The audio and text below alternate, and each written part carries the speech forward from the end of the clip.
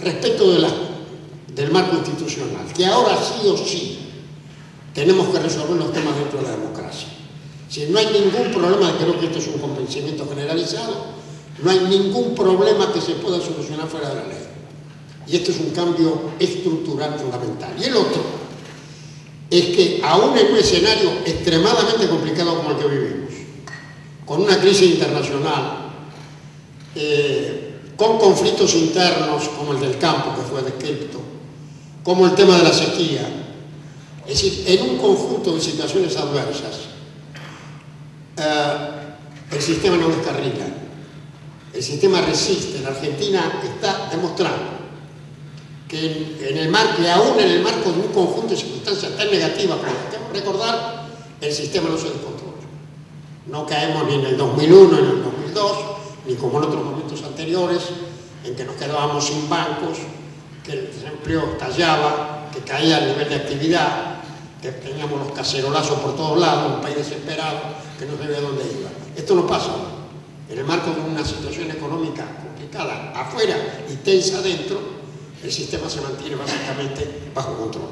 Y esto me parece que es un dato estructural muy importante, que configura también el escenario futuro.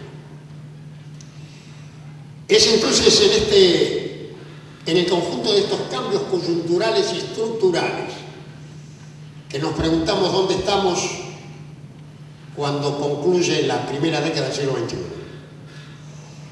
Y allí surgen varios desafíos y varias respuestas que parecen necesarias. Respecto de la situación internacional y de la coyuntura internacional, lo que está muy claro es que el país logró recuperar su gobernabilidad porque se paró sobre sus propios recursos. Encarriló el tema de la deuda en la negociación del 2005, ordenó su sector financiero, especificó el sistema, recuperó la solvencia fiscal. Y la verdad es que para poder crecer, poder despegar el potencial económico, la primera condición necesaria es poder hacer política económica defendiendo los intereses nacionales. Y para eso hay que tener la clase en orden económicamente y hay que tener desde luego un marco institucional estable. Entonces, frente al resto del mundo, la única forma que nosotros tenemos para resistir no solo esta coyuntura, sino el futuro, es consolidar la soberanía nacional. Por eso cuando en estos días algunos observadores señalan que es el momento de volver al Fondo Monetario Internacional, yo creo que sería un gravísimo error, porque el Fondo Internacional, que es un Fondo Monetario, que es un organismo que refleja necesariamente los intereses de los países centrales y que se maneja siempre con criterios funcionales a esos intereses, de ahí no podemos esperar soluciones, sino más bien problemas, como lo demuestra nuestra experiencia. Entonces yo diría que frente a este escenario internacional, lo fundamental es integrarnos al mundo, manteniendo la capacidad de conducir nuestro propio destino a partir de la gobernabilidad y del comando de nuestra propia realidad.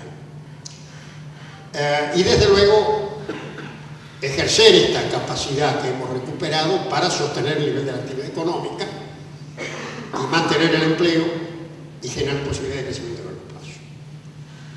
En materia estructural, aparte de consolidar la democracia como ámbito insustituible para la prosperidad de una sociedad civilizada y moderna, y de mantener el orden económico para poder trazar los conflictos razonablemente, el tema del campo y este nuevo escenario que se plantea por el marco internacional y por este dinamismo extraordinario de la producción agraria, nos vuelve a replantear los viejos dilemas del pasado.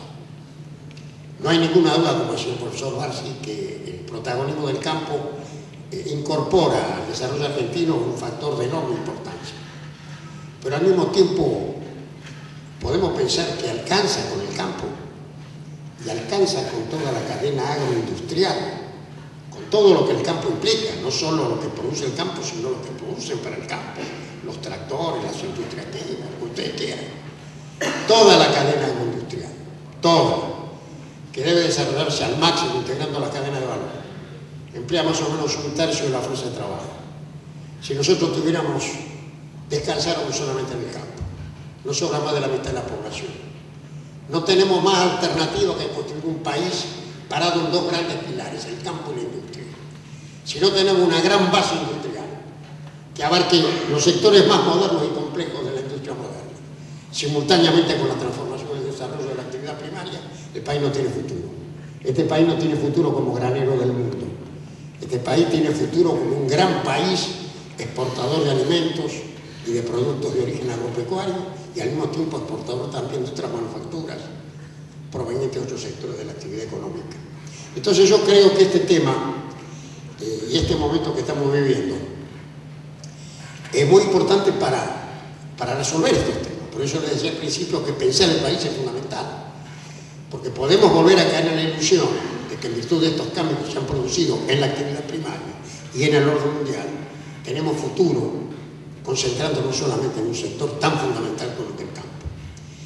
Y si nosotros hacemos esto y comprendemos que tenemos que tener una estructura diversificada y compleja, y aceptamos también, como algunos economistas lo han explicado muchas veces, sobre todo un gran empresario, que además fue un gran economista, Marcelo Diamant, que hablaba de la estructura productiva desequilibrada, y decía que dada la estructura productiva argentina, nosotros podemos producir productos que vienen del campo, en parte por la extraordinaria dotación de recursos naturales, muy baratos. Y si nosotros fijamos el tipo de cambio al nivel en el que se gana plata produciendo soja, que hay que producir soja, y ese es el tipo de cambio de mercado, nos quedamos sin industria. Porque el tipo de cambio, digamos, de 2 pesos para la soja, estoy hablando en términos hipotéticos, no es el mismo que se necesita para exportar tractores, maquinarias, productos químicos, productos electrónicos, que también lo necesitamos, que digamos que necesita 4. La diferencia son las retenciones. Cuando me invitó la Cámara de Diputados en la Comisión de Agricultura y de Hacienda, cuando se discutió la resolución 125, invitaron a varias personas, invitaron a mí también, y yo dije que a mí me parecía que el tema se estaba debatiendo mal, el tema de las retenciones. Se debatía en términos de distribución de una renta, cuando lo que hay que discutir es la estructura. Las retenciones son la diferencia entre el tipo de cambio que hace falta para ganar produciendo soja y para producir manufacturas de origen industrial. Y después de luego hay que discutir cómo se reparte esa renta. Entonces, el hecho de que se discuta como una renta genera este grado de tensión y de incomprensión que el profesor Vázquez explicó muy bien, y que es un obstáculo realmente para encontrar soluciones racionales que permitan tener, por ejemplo, un régimen cambiario adecuado a las características de la estructura argentina.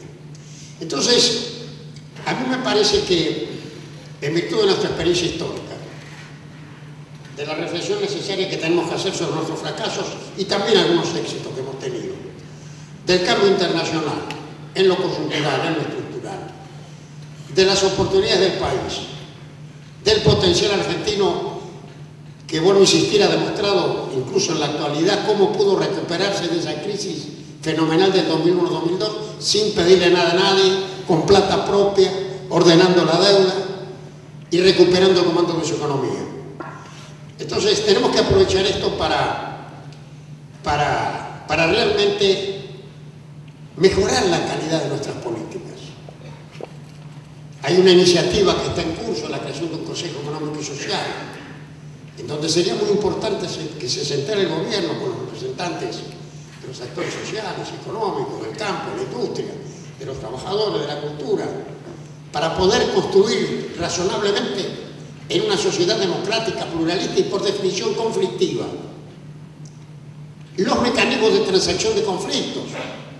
Es una ilusión pensar que no va a haber conflicto, esto es inherente a la naturaleza de una sociedad compleja, pero el éxito descansa en la capacidad de esa sociedad de encontrar fórmulas de arbitraje y de transacción. Entonces es preciso, yo creo que tenemos allí un requisito fundamental. La presidenta lo dijo en su discurso inaugural, cuando subió al cargo, de que era necesario mejorar la calidad institucional de la República. Es una tarea pendiente. Y esto implica, por ejemplo, la creación de un Consejo de nuestra naturaleza, o, por ejemplo, lograr un amplio debate continuo en el Congreso de los grandes temas de la política económica, incluso aquellos que van más allá de los que requieren aprobación legislativa,